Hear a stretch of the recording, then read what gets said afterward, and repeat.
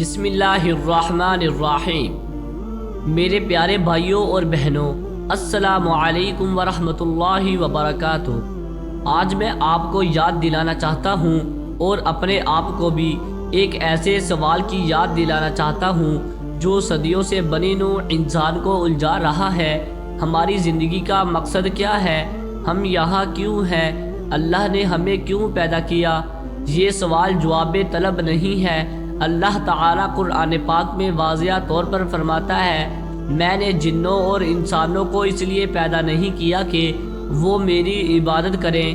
ہمارا مقصد عبادت ہے، اللہ کی عبادت کرنا، اس کی مرضی کے تابع ہونا، عبادت کی زندگی گزارنا اور اس کی رضا حاصل کرنا۔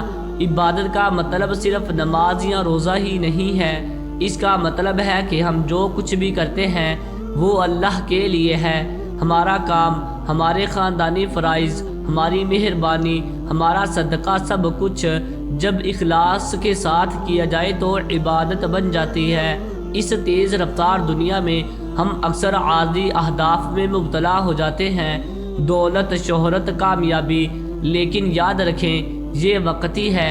جیسا کہ اللہ تعالی ہمیں تنبیہ فرماتا ہے، جان لو کہ دنیا کی زندگی تو محض کھیل تماشا ہے، شوخی، ایک دوسرے پر فخر کرنا اور مال اولاد میں مقابلہ ہے۔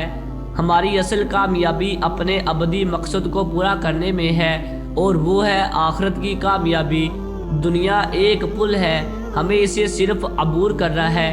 یہ دنیا ایک امتحان ہے اور ہر لمحہ اپنی غلطیوں پر انعام یا توبہ کا موقع ہے۔ اسلام ہمیں توازن کے لیے کوشش کرنے کی ترغیب دیتا ہے۔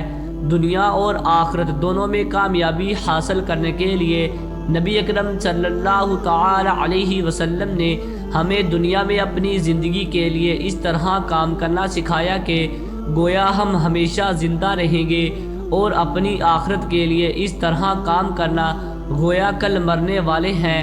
ہر مشکل آپ کو اللہ کے قریب ہونے کا موقع ہے۔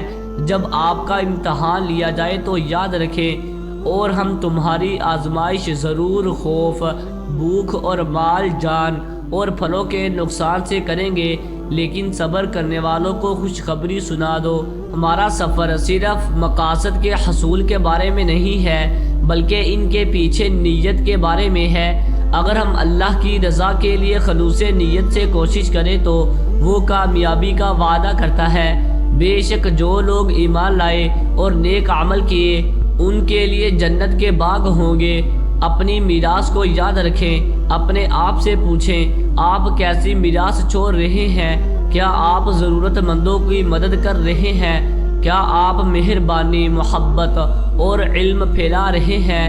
ہمیں اس طرح زندگی گزارنے دو کہ جب ہم اس دنیا سے رخصت ہو جائیں تو اپنے پیچھے نیکیوں کی پگ ڈنڈی اور برکتوں سے بڑا حساب چھوڑ جائیں۔ بھائیوں اور بہنوں، یاد رکھیں ہماری زندگی مختصر ہے، ہمارا مقصد بہت گہرا ہے۔ آئیے ہم اپنے دلوں کو اللہ کی عبادت سے ہم آہنگ کریں اور جنت کی طرف کام کریں۔